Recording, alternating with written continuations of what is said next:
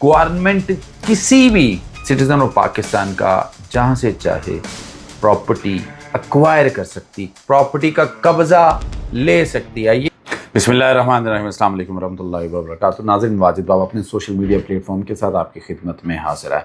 नाज़रीन, जहां पे आज एक सुप्रीम कोर्ट के इंतहाई अहम फैसले के हवाले से मैं आपको बताना चाह रहा हूँ, उसी तरफ उसी जगह बैठे बैठे और उसके साथ आपको एक खुशखबरी भी सुनाना चाह रहा हूँ। और वो खुशखबरी किसके हवाले से है? वो प्रॉपर्टी ट्रिब्यूनल एक्ट के हवाले से। लेकिन उससे पहले अगर आपने मेरे चैनल को सब्सक्राइब नहीं किया तो बराए मेहरबानी आप मेरे चैनल को सब्सक्राइब कर दें। नाज़रीन, खुशखबरी तो मैं आपको एंड पे बताऊंगा कि उसमें क्या डेवलपमेंट हुई है, लेकिन जो सुप्रीम कोर्ट ऑफ पाकिस्तान की जजमेंट है, ये सुप्रीम कोर्ट ऑफ पाकिस्तान में काबिल एहतराम जस्टिस मज़हर साहब और जस्टिस मुसरत हलाली साहिबा ने एक जजमेंट पास की है।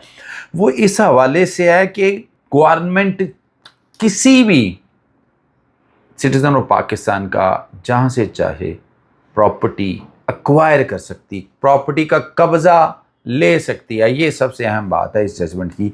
ये तो क्लियर कर दिया उन्होंने कि गवर्नमेंट चाहे, क्योंकि केपी के सवाबी में लोकल काउंसिल ने नहरों की खुदाई के लिए कुछ जगह ली, जो कि जब जगह ली गई तो उनको वो रेट नहीं दिया गया जो उनका रेट बनता था। यहाँ पे अब आर्टिकल 2324 से ज़मानत देता है आपको कि आपकी प्रॉपर्टी कोई भी नहीं छीन सकता और आप जिस तरह चाहें जब चाहें अपनी प्रॉपर्टी की ट्रांसफ़र मुंतकिली कर सकते हैं। जहाँ आइन ये बात कर रहा है कि आप अपनी प्रॉपर्टी की ट्रांसफ़र मुंतकिली कर सकते हैं, वहाँ पे पाकिस्तान की स्टेट को भी लैंड रेवेन्यू एक्ट की दफ़ा 54 के तहत 54 के तहत ये हक हासिल है कि वो किसी की भी ज़मीन एक्वायर कर सकता है।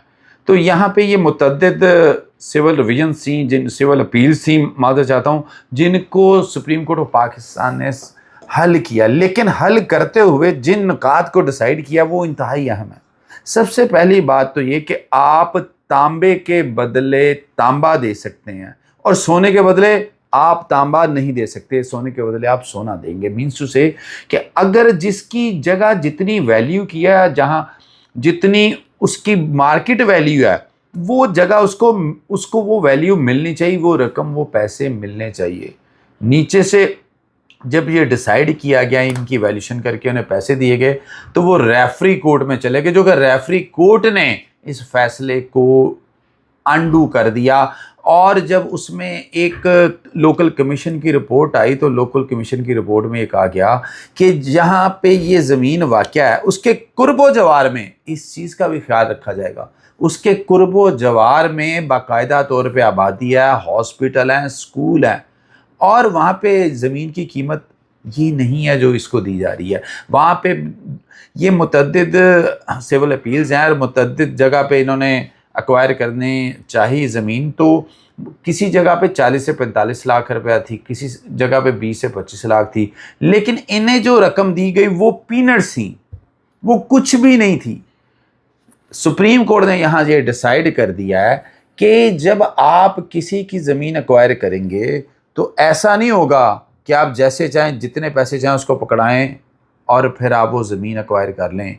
आप उसको ड्यू वैल्यू देंगे, उसकी ड्यू फिजिबल एनालिसिस होगा और वहाँ पे मार्केट वैल्यूशन होगी।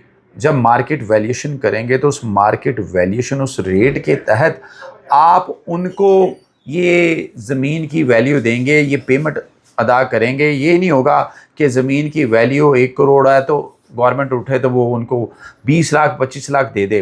अंडर वैल्यू प्रॉपर्टी आप एक्वायर नहीं कर सकते।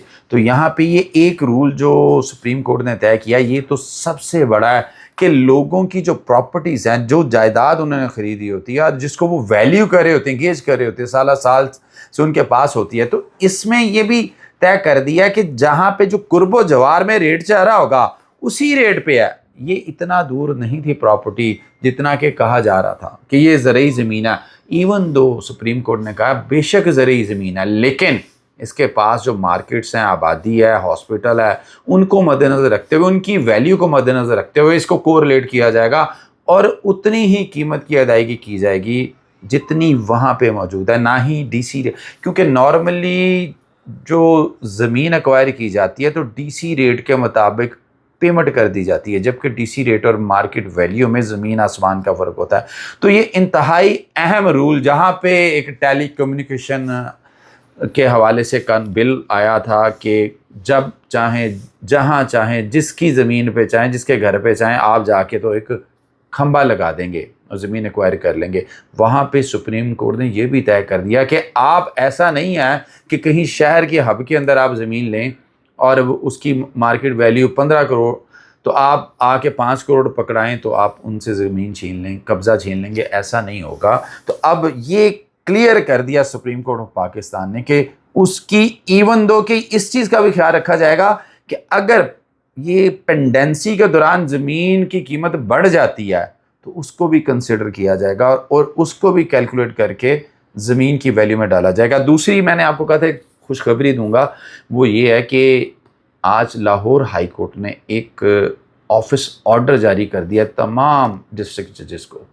جس میں یہ کہا گیا ہے کہ جو ٹرمینل جج مقرر ہوئے ہیں انہیں فی الفور ہدایات جاری کی جائیں کہ وہ کام شروع کر دیں۔ اب میں نے پہلے بھی آپ کو کہا تھا کہ آپ اپنی درخواست کو تیار کر کے رکھیں، اور درخواست آپ نے صرف اس طرح تیار کر دی ہیں جس طرح اس ایکٹ میں لکھا ہوا۔ میں نے اپنے پہلے ویلاگس میں متعدد بار اس حوالے سے بتایا، امید ہے کہ آپ کو اس سے رہنمائی ملی ہوگی، لیکن سٹل میں اس حوالے سے آپ کو بتا دیتا ہوں کہ آپ نے پورا انسیڈنٹ لکھنا ہے کہ کس طرح آپ کی زمین پر قبضہ ہوا، آپ کی زمین کہاں واقع ہے، طرفین کیا ہیں، کھیوٹ کھتونی، ہر چیز آپ نے بتانی ہے۔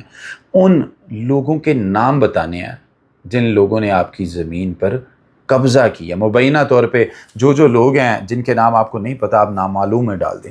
تو اس درخواست کو لکھتے ہوئے آپ نے ان باتوں کا خیال کرنا ہے، اور اب فوری اپنی درخواست جو ہے اپنے ہینڈ آن کر لیں، کیونکہ فی الفور اس کے حوالے سے یہ احکامات جاری کر دیے گئے ہیں کہ قبضہ ٹریبیونل اپنا کام شروع کر دیں۔ اب ہر ضلع میں درخواست وصول کرنا شروع کر دی گئی ہے، بلکہ مجھے آج کسی نے کال کی، انہوں نے کہا جی فیصل آباد میں ایک درخواست لی گئی تھی، وہ درخواست لینے کے بعد پھر کام روک دیا گیا۔ تو اس حوالے سے یہ نوٹیفیکیشن تو جاری ہو گیا ہے، اب آگے ڈسٹرکٹ ججز جو ہیں، سیشن ججز جو اضلاع کے ہیں، وہ جو احکامات جاری کریں گے اس کے بعد درخواستیں وصول کرنا شروع کریں۔ اپنا خیال رکھیے گا، السلام علیکم۔